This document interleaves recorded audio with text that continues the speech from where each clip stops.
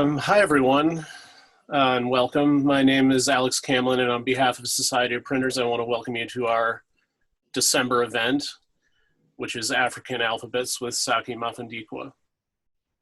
The Society of Printers was formed in 1905 by Boston-based designers, typographers, printers, and other proponents of the arts and crafts movement in printing and the book arts. In non-pandemic times, we meet privately over dinner on Beacon Hill to enjoy not only each other's company, but also presentations by respected experts and luminaries from the many disciplines of our concern, including literate design, printing history, typography, publishing, and more. In a year marked by isolation, we are opening our meetings to the wider design, typographic, and printing community to offer a vehicle for the sort of connections and discussions that our organization values so much. If you're interested in learning more about the Society or making a donation to support this programming, you can visit our website or contact our governing council at secretary@societyofprinters.org. And today we're thrilled to welcome Saki Mafundikwa as our guest. He's a graphic designer, educator, and writer from Harare, Zimbabwe, who received an MFA from the Yale School of Art before working and teaching for a time in New York City. In 1998, Saki returned to Harare to found the Zimbabwe Institute of Vigital Arts, a school committed to research and visual experimentation that taps into Africa's own rich visual heritage. Saki is the author of Afrikan Alphabets, a book that documents the writing systems from across the African continent, illuminating a rich history of alphabets, scripts, pictographs, ideographs, and symbols long suppressed by colonial powers and widely overlooked in graphic design education. Saki is currently working on a revised edition to be published next year. I'd like to ask that audience members remain on mute and enter any questions for our speaker in chat so that they can be answered at the end of the talk. And with that, I'm pleased to hand things over to Saki for his presentation. Welcome. Thank you. I wish I could have attended one of those Beacon Hill gatherings that you guys used to have. So let me share my,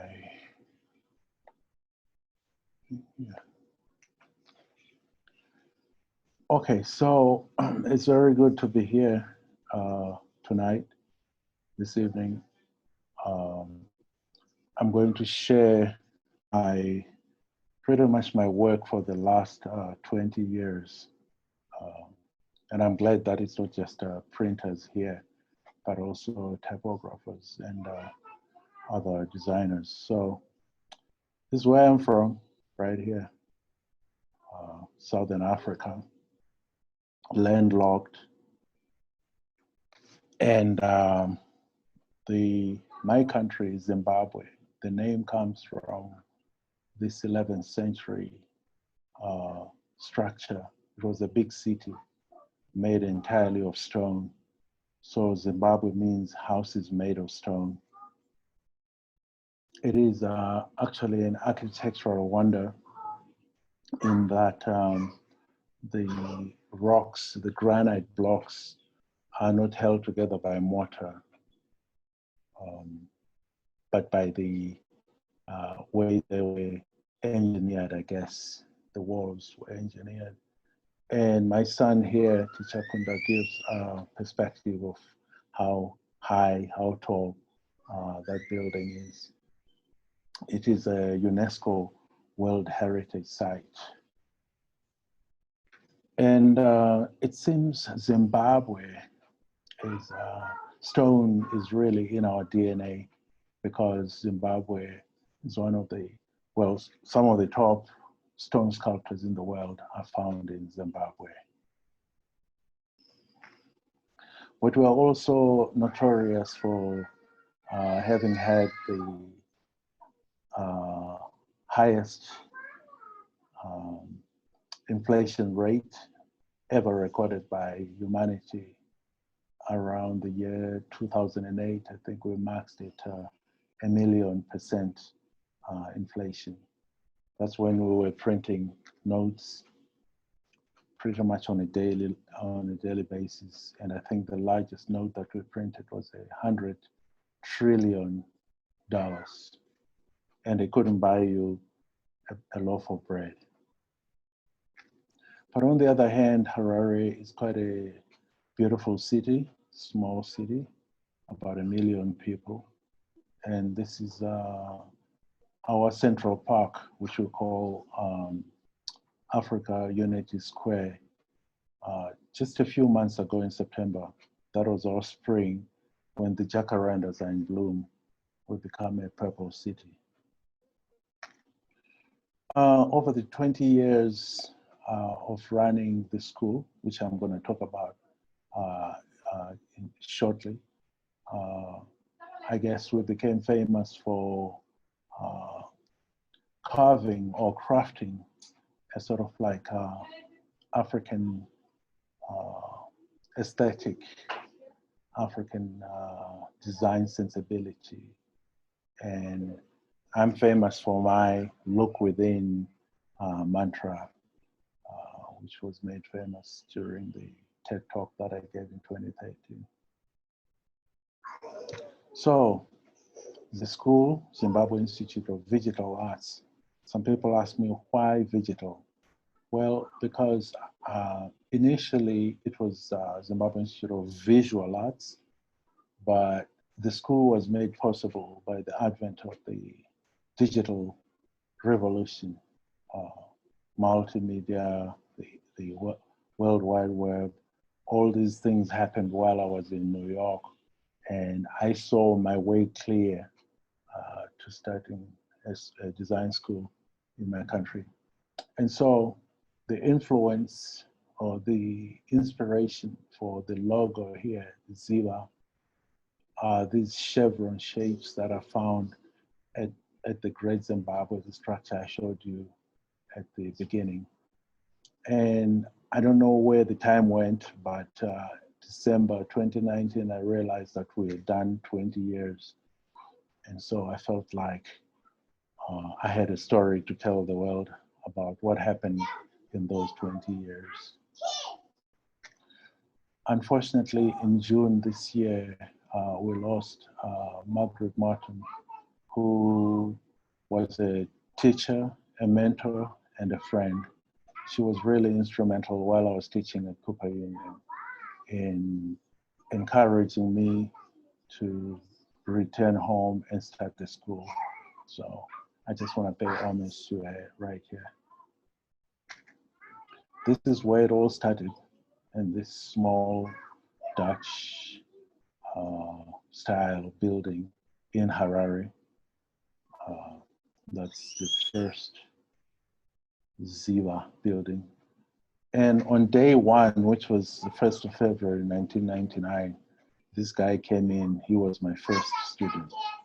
And of course, you know, I would have loved a classroom full of students, but I celebrated him. I knew I was onto something even if one student showed up. And this was 1999, so you can see the kind of tech that was there. It was all Macs. And by the end of the week, he had been joined by 2 others. And by the end of the following week, another joined. And so it started to grow exponentially like that, like just started to attract more and more students. And of course, we were design and new media. And the new media part was, we had web design and digital video. Which you can see here, we would go out on location and shoot, and then the students would come back and edit at the school. And then by the second term, because we don't have the semester system with the term system, 3 terms in a year, designers from different parts of the world started coming to run workshops. The first one, I think, was Sherry Blankenship. She was teaching in Lebanon at that time, and she came and spent a couple of weeks with our students. Then Jennifer Sonderby came from the California College of the Arts and spent 3 weeks with us. And of course, you know, I had to have teachers, And I never advertised for teachers. They would just come because they really loved what I was trying to do, and they would just come and join me. And this is my first staff right there. At the height of Zila, we had 12 adjunct instructors. And then other people started coming in again, kept coming. Betsy Berger and Thomas Tucker were teaching at the American University in Dubai, Zayed, I think, Zayed University. And they came to run workshops. Betsy ran a bookmaking workshop, and Thomas ran a Maya workshop. Then some of you might know of the Poster for Tomorrow initiative out of Paris. Each year they give a brief to schools to create posters. And we were incredibly fortunate to have Gertz Gramlich, who is a really amazing poster designer from Heidelberg in Germany. He came and spent 3 days with us, with our students. That year, I think it was 2006, the theme was Education is a Right. And this is the work our students created.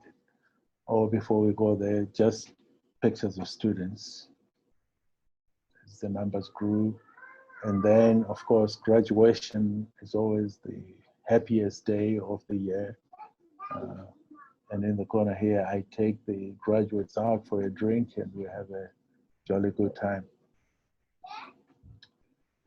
In the year 2000, which was our second year, actually this brief was in 1999, the first year that we opened the Summer Games, the Olympics in Sydney, Australia.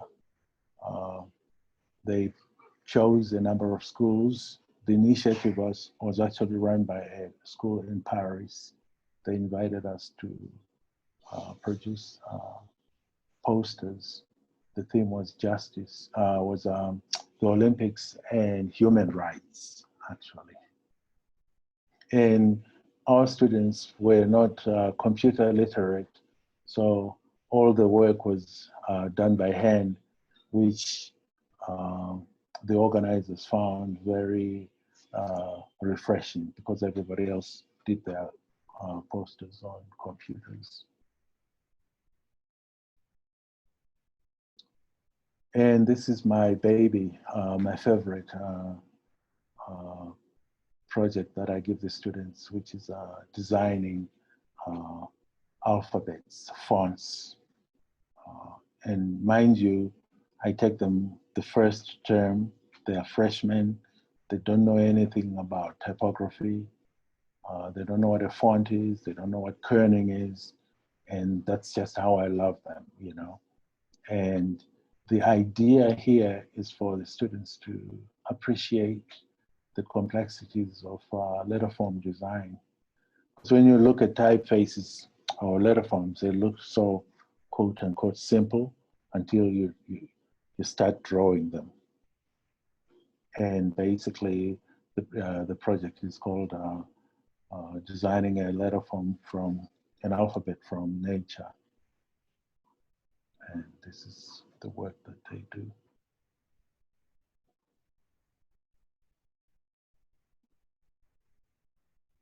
And then they move to expressive typography.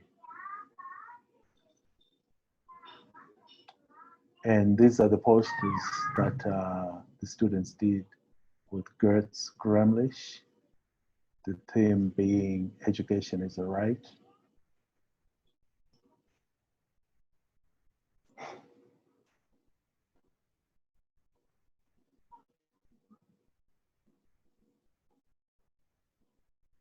And then of course they do logo design as well. The one on my right here in Sewa is a special one. This was a real project, a real world project that we were approached by it wasn't the World Health Organization, but it was the UN, I think FAO, the food, I'm blanking now on, but it was the food, the UN Food Organization, okay? Them and TNT, the Dutch courier service.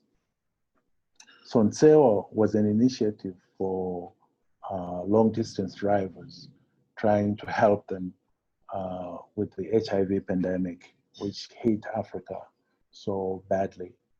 And so basically, they opened these centers at the border points between countries, what they called wellness centers. And we branded it and named it. Ntsewa actually stands for North, South, East, West Africa, because we couldn't give it an English name or any other language, because Africa, as you know, as you go across the continent, we are Anglophone, right? Then you go into Mozambique. Mozambique is Portuguese speaking. And then there's Francophone Africa. So we chose a name that was an acronym that really didn't mean anything, and designed the logo for that. And so there were two types of wellness centers. There was a static wellness center, which was a souped up container. And in the container was a nurse and an assistant, AC, a fridge with medicines, in case the driver needed some meds or just information or just somewhere to chill, you know, after they cross the border. Then they would access this static center. But if they got to the border late and they were serviced kind of late and the static center was closed, there was a mobile unit plying the highways. And if a driver needed any assistance, they just flash their lights and the mobile unit would pull over, and it had the same resources that the static center had. And then the Harare City Library came calling. They wanted a logo. And our students submitted ideas, and this is the one they chose, and the one that's currently in use. And then, of course, infographics. You know, our students do infographics.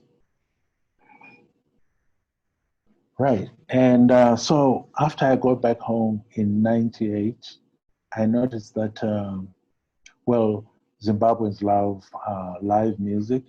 So pretty much about three nights a week.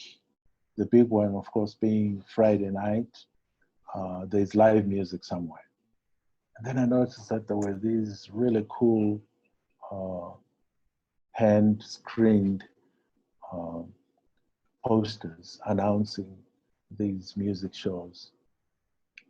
A different one each time. And I thought they were pretty cool in terms of the typography. So I looked for the guys who were doing this and was really surprised to find that they had very, very basic kind of facilities. And in fact, the screens were hand drawn using a ballpoint pen, and then on a sheet of very flimsy newsprint paper, and then using an X-Acto knife, the stencil was cut, and then it was pasted on the back of a screen, and then squeegeed through. So magazine, the English magazine, they got wind of what was happening, and they contacted me to write an article about these guys. And unfortunately, when I found them initially, they were in a city council, sort of like disused building. and then they were kicked out of there, and they were working outside in a abandoned truck, and that's why I got interested in, like, how are they doing it? They're still doing it, but where are they working? And this really was the studio that they were working in.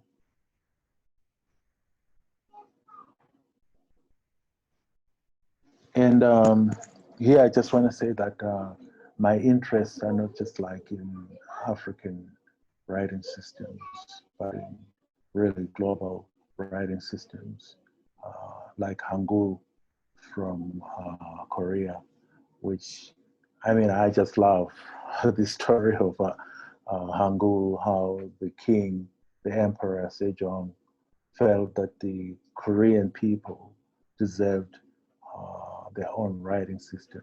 They were being forced to use Chinese, and they created this writing system, which unites or unifies the North and the South, although they are divided by ideology. And then, of course, America. I think the hero for me is Sequoyah, who invented the Cherokee script in 1806, but is not in the history books. This is in Oklahoma, a First National Bank with the Cherokee script underneath. But you gotta love Johnny Cash, because Johnny Cash has a song on YouTube called Talking Leaves about Sequoyah's invention. And the first class I taught at Cooper Union, I called it Writing Systems from Non-Western Societies. And this was a Korean student who did, and they were supposed to create books because I went to Yale. I think Zach knows at Yale you make books. Yeah, so, but I love what this student did. Instead of a book, she created a box, a cube. Okay, why? Because Hangul is basically created on a matrix of geometric shapes, circle, square, and a triangle. So this was pretty apt for the writing system. This was from a class I taught at Cooper Union again. It was a experimental typography class, and this was a student from Thailand who created this typeface that he called Ham. And in the first class, a student did his book on the dreamings of the Aborigines of Australia. And I just love what he did here. All these symbols sort of like drawn in the sand, and the type explaining everything running across the horizon. Sanskrit from India. And then I've run workshops in different parts of the world. This was in Turin in 2008, Turin in Italy, on the occasion of Turin being named a world design capital. And these students, this was an international body of students, Europe, Brazil, India,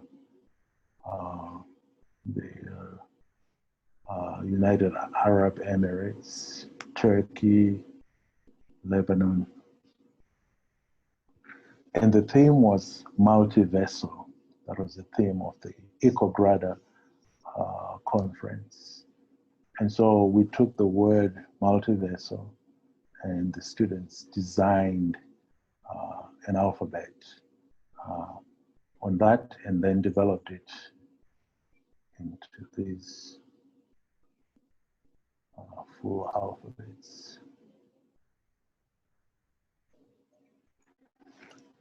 And then this year in February, before COVID happened, I ran a workshop in Johannesburg at the Greenside Design Center. And again, it was type design and sort of like personalized. This was done by a student whose sister is battling breast cancer. And this student is of Indian heritage, so henna. And then there was a dancer, and she created letter forms based on different moves or movements, I guess. And this was love.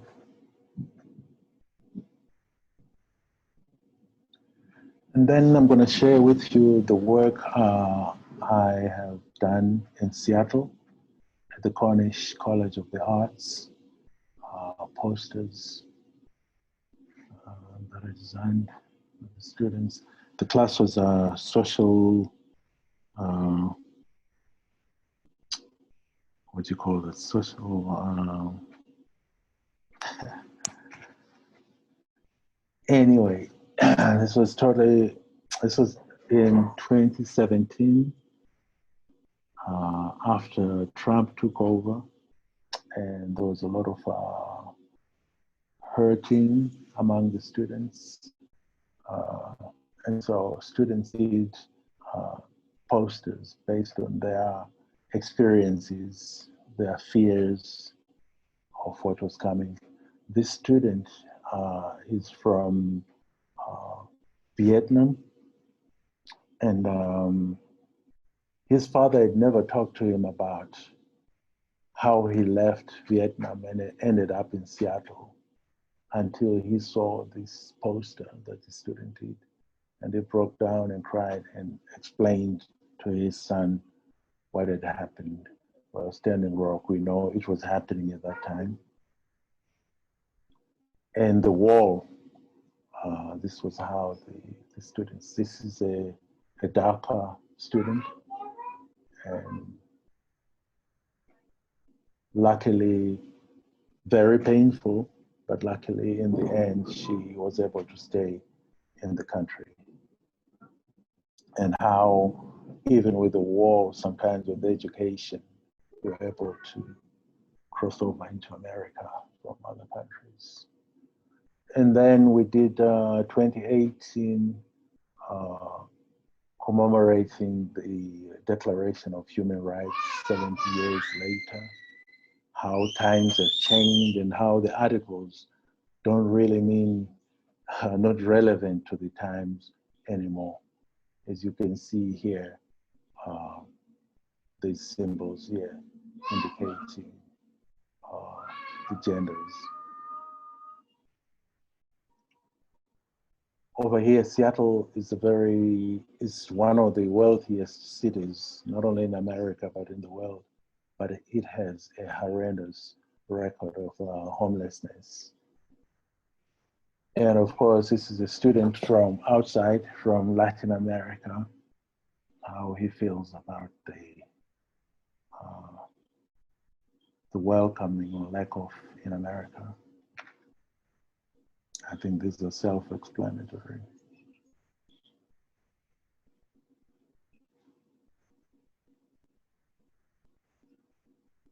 And this is a statistic that a lot of people are not aware of, but very, very pertinent right now.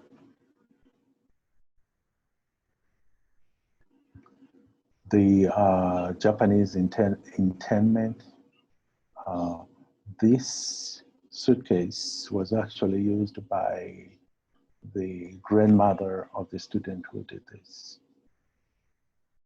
And of course, if you are in Seattle, Jeff Bezos is very much on out there, Amazon and the spheres. And this is my class that did the human rights posters, and I co-taught it with Liz Patterson, who's down here. And then I was invited to give a workshop, election workshop at Binghamton University, upstate New York. And we did the same human rights posters. And there were Chinese students in the class who asked me if they could do their posters in Chinese. And I thought that there was something quite wrong, not right with the educational system, where a student has to ask for permission to do a poster or a solution, design solution in their own language and handwriting, alphabet. There was a participant in that workshop who was not a design student at all. She was she worked on campus in one of the departments that deal with immigration. And so this was the first poster she's ever done in her life. And what was important to her was movement, freedom of movement, and how it's under attack under the current administration. Right, then in 2013, I was invited to speak at TED Long Beach in California. And pretty much why I was invited was the book that I wrote, the Afrikan Alphabets, and also the school that I started, the design school that I started. And that's the book published in 2004. Slipcase cover. This is the man who actually planted the seed of Afrikan Alphabets. Alvin Eisenman, the founder and head of graphic design department at Yale. In 1983, after my studies at Indiana University in Bloomington, I applied to the program and was invited for an interview, and I was interviewed by Alvin Eisenman, and the discussion that I had with him is what led to the book. So he asked me where I was from, and I said Zimbabwe, and he asked what language we speak there, and I told him Shona, and he asked me if it's written, and I was like, yeah, it's written. And he said, oh my God, what are the characters like? And I was like, characters? Well, A, B, C, D, Roman alphabet. And he expressed his disappointment because he had heard that there were African societies that had created their own writing systems. I was like, really? Oh, I'm gonna look into that. And that exact moment is where my interest in writing systems was born. And I promised myself privately that if I got in, I was going to, that was going to be my thesis. And it became my thesis. And Alvin was over the moon. He asked me to publish it, but I was like, no, this is a synopsis. I need to do more research on the continent. My reader for the thesis was Paul Rand, and I include his report here. And you have to understand that Paul Rand was a diehard modernist, right? And so if I didn't include Paul Klee and Picasso, then there was a problem, as you can see here. But anyway, that's Paul Ryan. He was a great designer.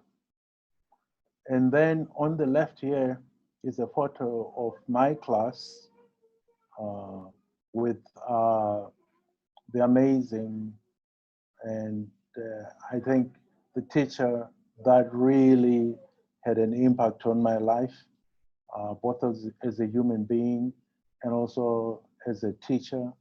His empathy, just amazing, beautiful, gentle soul, talented, Bradbury Thompson.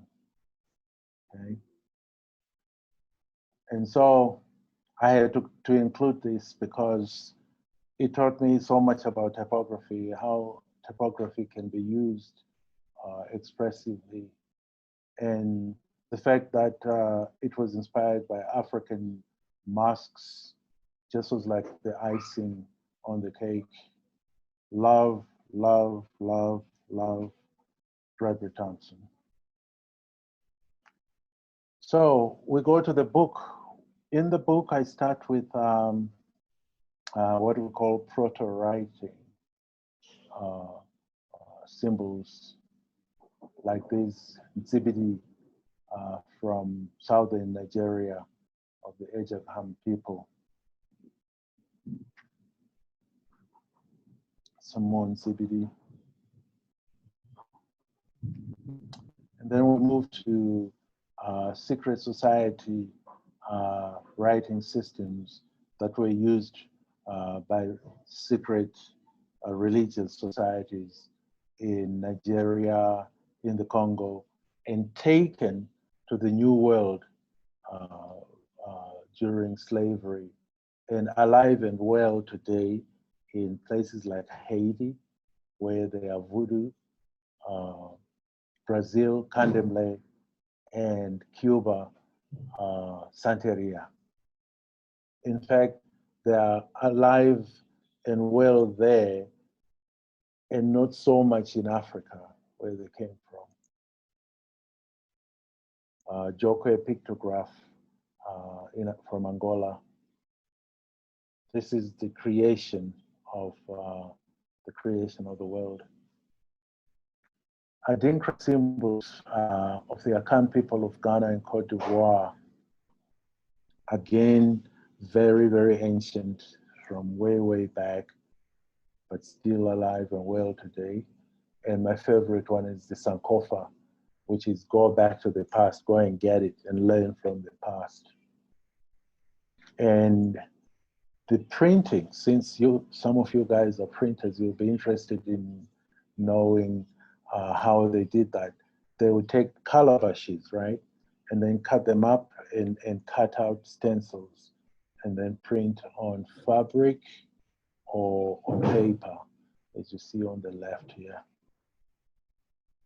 And in Zimbabwe, we also have a tradition of printing, but instead of wood blocks or calabash, we use potato printing. And these are the fabrics that are printed. And I wore this shirt here today, my potato printed shirt.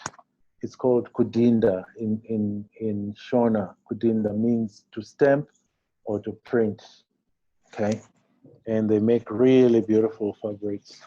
I can show you my collection here of these fabrics, different colors.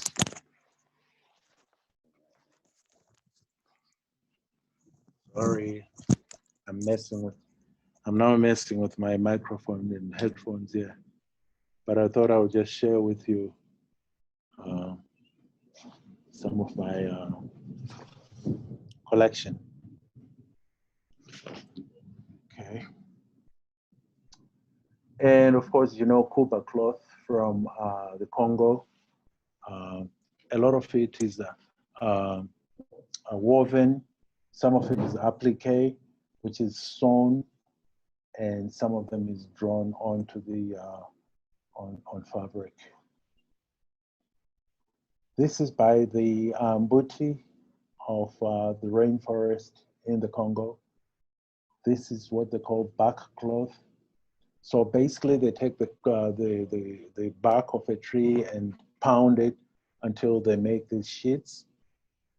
And this one is pretty interesting in that while the men are playing drums and other instruments, the women draw what they hear.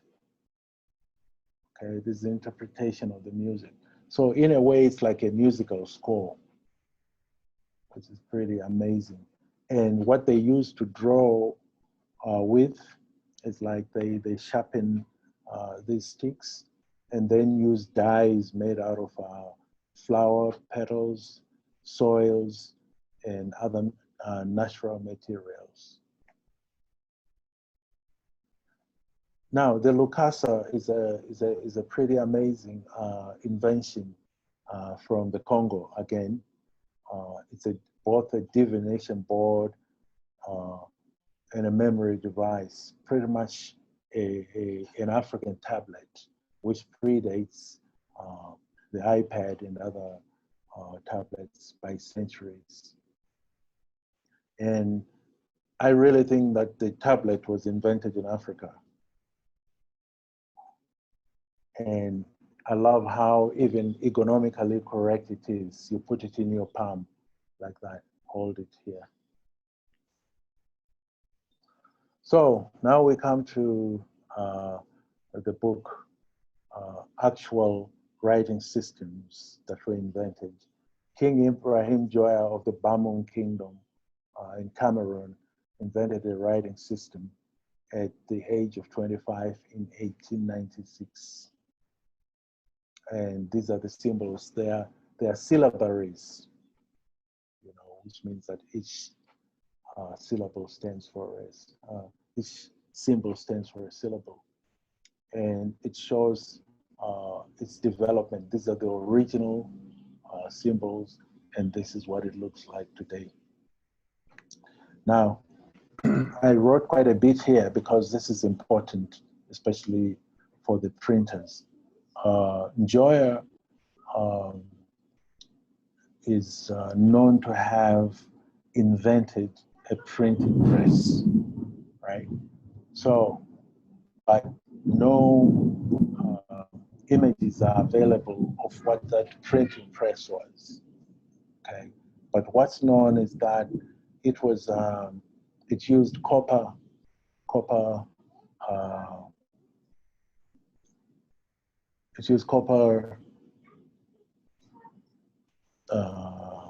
as the press, okay?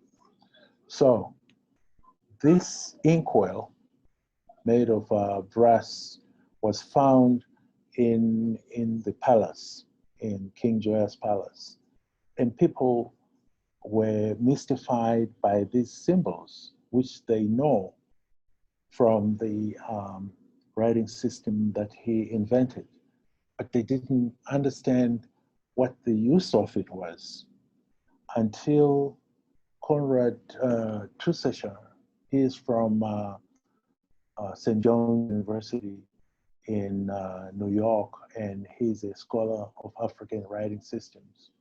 And Nji Umaru Nchare, who is the director of education at the Bamum Royal Palace, until they figured out that this was actually a press of some sorts, because when they put ink on it and put a piece of paper around it and rolled it,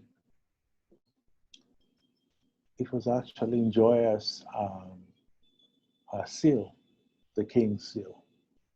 So this is the only evidence, or the only object that's left for us to get an understanding or try to figure out what King Joya's printing press was like or looked like.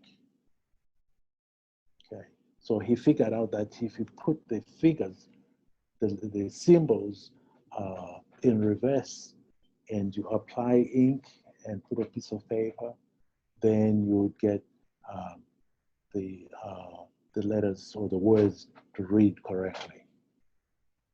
So a very important discovery.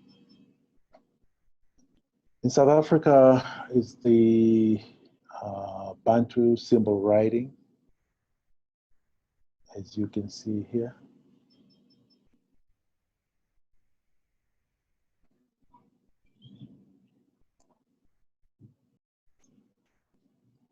So the Ndebele people of South Africa paint their houses, their homes with these beautiful bright colors and geometric shapes. Okay. And the craft is taught to little girls when they're really, it's done by women. No men do this, just women.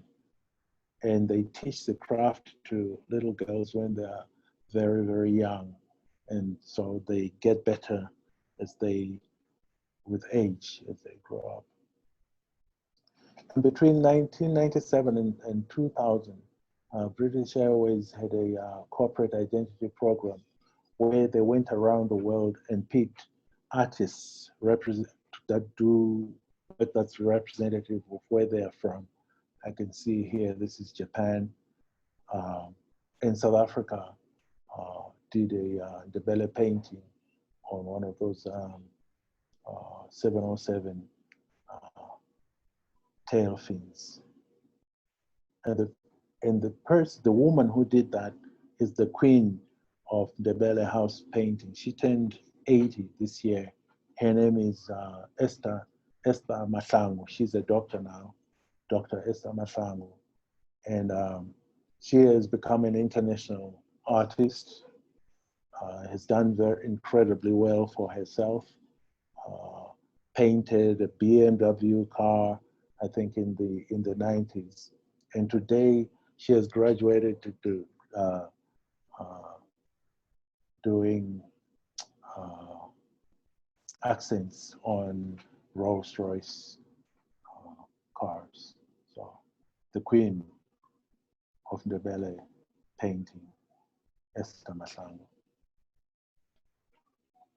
The Vai people of Liberia have had a long tradition of writing before even the first contact with the Europeans in the mid-1800s. And this is the syllabary. And because this is a society of printers, I searched, and luckily Conrad Tusesha, again from St. John's, came up with some very, very old examples of printing in Vai from Liberia from the 1800s.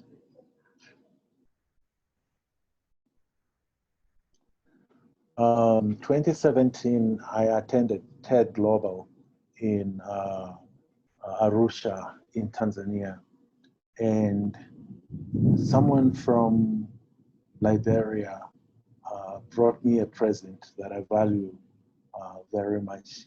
It's a Vai Bible, okay, printed in Vai. And this is it. The Basava alphabet, also from Liberia. And on my right here is an example of printing in Basava.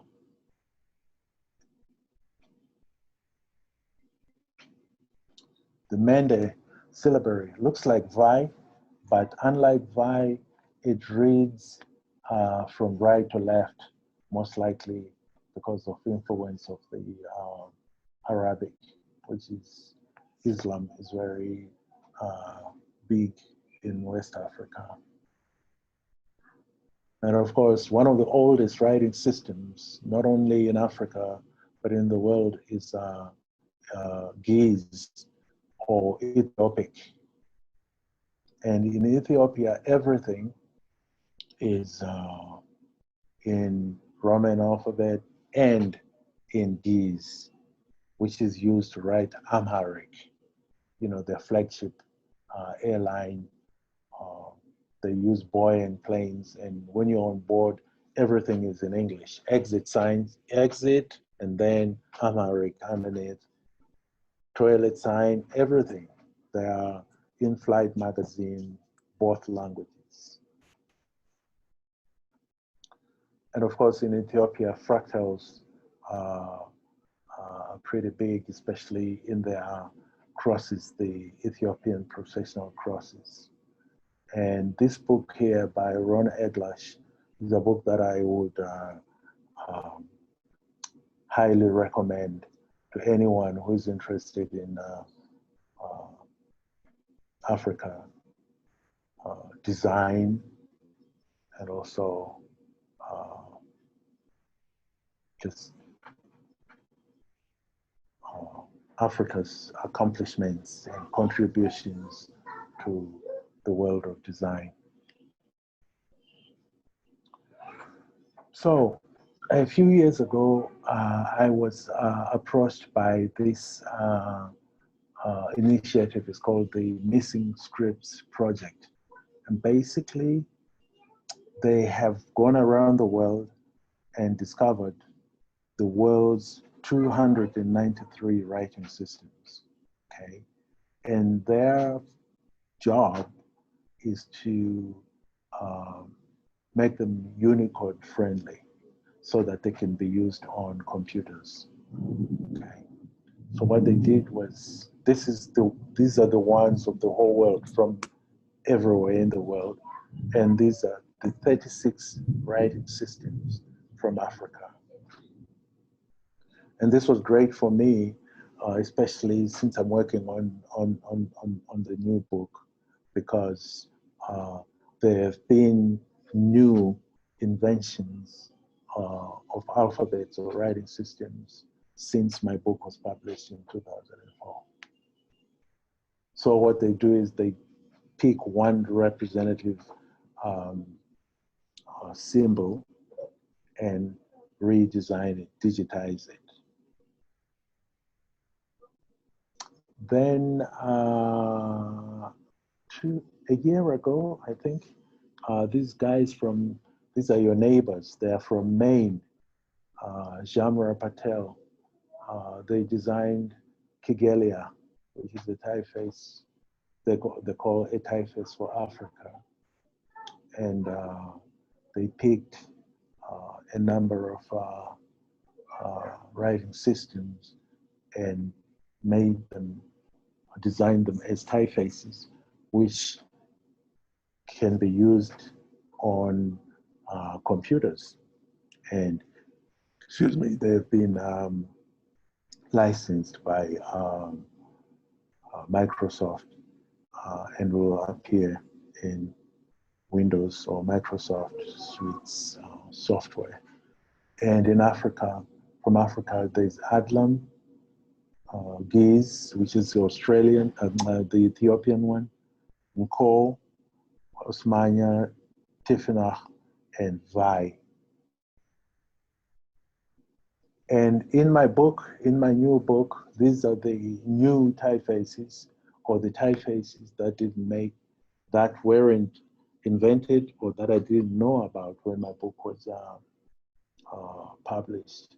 11 of them. 11 African typeface writing systems. Now I'm going to show off the achievements of the school in the 20 years.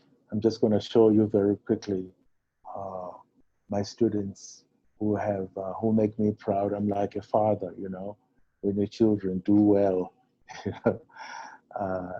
Nancy Kellerlo was actually Zach's classmate at Yale after Ziva.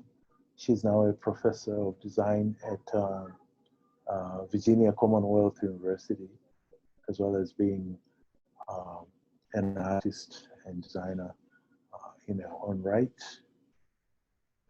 And second is my son, Simba, also went to Ziva. He's now an architect in Seattle. And here he is reimagining Harare, our city, in the future. with urban gardens and self-powering buildings made of bamboo with solar panels. And Christina was living in Zimbabwe with her parents, but she's from Serbia. And she did very well in the digital video class and ended up going off to Cuba to continue her studies. And she's now an award-winning film editor in New York. Claire is now a PhD candidate in digital arts at the university in South Africa. Now, if you remember the very first guy, the very first student, Roderick, this is what 20 years does to someone. He's now a successful, very successful UX designer in South Africa. In fact, Roderick has never worked for anyone. After graduation, he just moved to South Africa, started his own studio, and has done incredibly well. Then I'm sharing with you students or designers who have been inspired by my work, my teachings, my philosophies. This is Simon Harare. He uses those adinkra symbols to design corporate identities and logos. This is Osmond Chuma. He uses the Ndebele house painting again to design uniquely South African identity programs. This is his latest work. Nigeria just turned 60 years, their Diamond Jubilee, and he was inspired by this mask, this Queen Mother mask, to create the identity for that, which is, I would say, miles ahead, light years ahead of what the Nigerian government did. This is their logo for that. I wish they had asked Osmond to do the identity. But this is what happens in Africa. This is the sort of like design that you find in Africa. Although Saki Mafundikwa is there, Ziva is there, the students are there, they will do crap like this over and over and over again. These two guys are from Ghana. They're fashion designers in New York, doing quite well. And Donna is from Trinidad, and she was a design student in London, doing an MFA, and she got in touch with me and was inspired by the Afrikan Alphabets book, and does a pretty amazing work. And last but not least is Amina Maya. I taught her at Cornish in Seattle. She has her own studio now in Los Angeles. She does pretty well. And I'll end on this image of my students. I think this image to me says we've done pretty well, pretty amazing job in 20 years. And I was talking to Alex just before we started. He was asking if the school is still running, and I told him that we kind of are on hiatus because the economy, the Zimbabwean economy has tanked again. And so we closed our doors in January this year, unaware that we were going to close anyway 3 months later due to COVID. Thank you very much. Well, thank you very much, Saki. It's very inspirational work from both you and your students, and you know, the stuff related to your book and the research you've done on the various writing systems. We did have a few questions that they're in the chat. I could just read them to you if you like. So, well, actually, when you had your power outage, someone was asking about the book from 2004, and I know, at least in America, it's a bit hard to find. I think, and I'm not really sure what the publication status is, but I wondered if you could talk a bit about plans for the new edition or for the new book, and when that might come. Yeah, well, the book is out of print, and you can find it if you are patient and if you know how to look everywhere, libraries especially. But on Amazon, it's prohibitively expensive, just ridiculous. And it's not, I'm not making that money. Because you might think, well, that's good for you. No, it's not. Right. I don't make a cent out of that. So, which is why I decided that we needed a new edition. And also, there has been a lot that has happened since my book came out. And I think that my book was like I think it was a pioneering work, let's say that. And so it inspired a lot of different people across the continent and in other parts of the world also who have an interest in the writing systems of Africa. So I really felt that we needed a new edition. So I'm working on that. The difference this time, you would think that now with the internet, that it'll be easier to do the research, you know, because the first time I had to travel to Africa, to Europe, which is where a lot of the work is in museums there, which I didn't mind. I actually enjoyed the travel, you know. And if you know my book, the original book, it was kind of like a travelogue. I think that was like what a lot of people enjoyed about the book is that I took them on a journey, and it wasn't just like about, oh, here are the writing systems, wham, bam, thank you, ma'am. No, it was also about the cultures, the art, the food of the different places, really like a travelogue, you know. So now, most of the research is being done online, and it's difficult.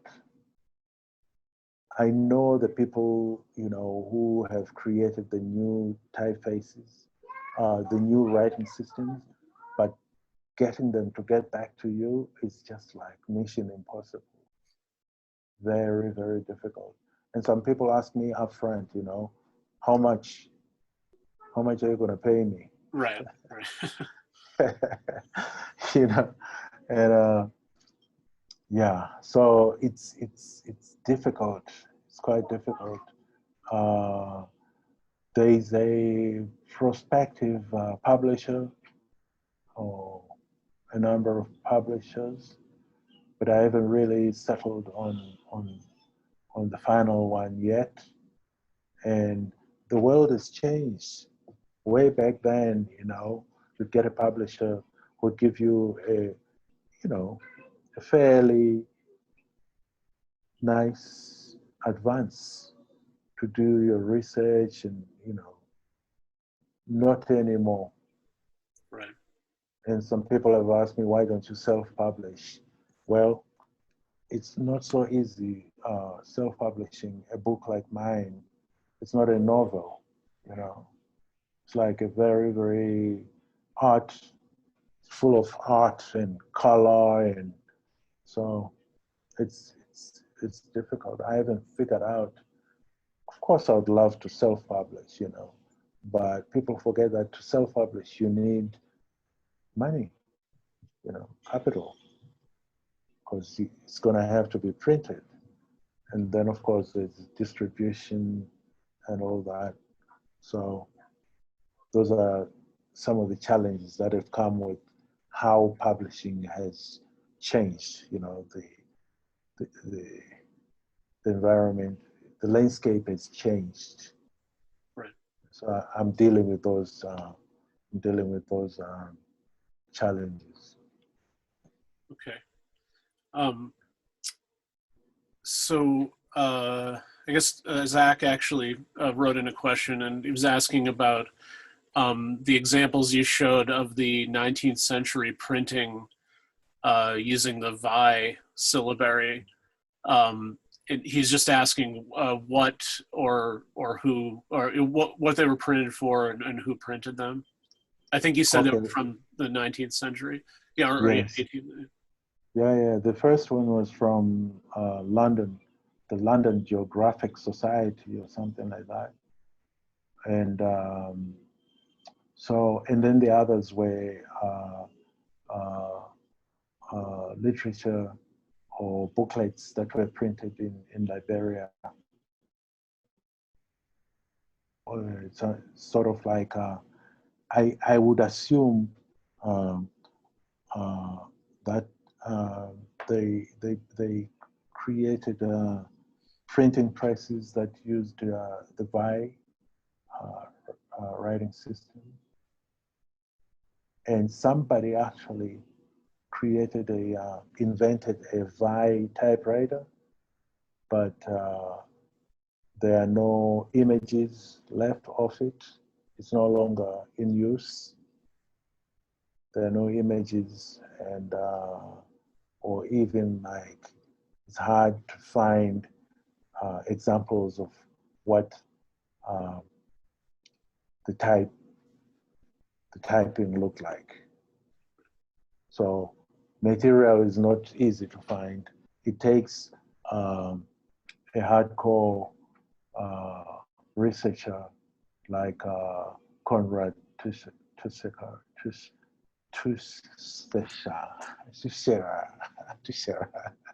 I actually asked him, how do you pronounce your name? He hasn't responded yet. But yeah. So just a couple more questions. One of our members, Sarah Halsey, is asking. She's interested in knowing what proportion of the 36 African writing systems are syllabic versus phonetic, as well as what language families the syllabic systems are from. That's a question that you can share my email with her, and I can do the research, and then I'll be able to respond to that. I can't off the top of my head. Okay. And she had a second question, and this one's about the fabric, the printed fabrics you showed. Yes. I think you showed two different types. I know the potato printing, and then another. And she's asking, were any of the designs related to written characters? The ones from Zimbabwe, no. Not the ones from Zimbabwe. Okay. Okay. And unless anyone would like to unmute with an asked question, I don't see any more written. There are several people just chiming in to say thank you and for a wonderful talk. I'd echo that. I think we have someone here. Yes, I'm calling in. I'd like to ask a question. Sorry I came in late. This was a very interesting talk to me, and I missed it, unfortunately. But I just want to know, since the time I had been in the meeting, I hadn't heard about meta nature in the writing back in the Kemetic days. I'm just wondering, did you say anything or much about that? Which one now? Meta nature. I guess you know what people commonly now refer to as hieroglyphs, you know. Oh. But did you talk about Kemet? And I guess I've heard the original name of the writing being Meta Nature. I see. Okay. Well, I'm glad you asked that question because I got flamed with my first book, why I left out hieroglyphics. And my response was that hieroglyphics has been written about so much. It's everywhere, you can get it anywhere. But I was more interested in the writing systems from sub-Saharan Africa that were suppressed by colonialism. So that's the reason. So for the new edition, though, I will get into that. There will be a section on hieroglyphics. Okay, and in your talk, did it include the San people? The San, no, the San are in the book. The San are in the book, in the original book, and they will be in the new edition as well. I didn't include all the writing systems that are in the book. I just selected a few. Okay, I would like to somehow get in contact with you also. Yes, you can get my contact from Zach or Alex. All right, thank you. I would love to hear from you.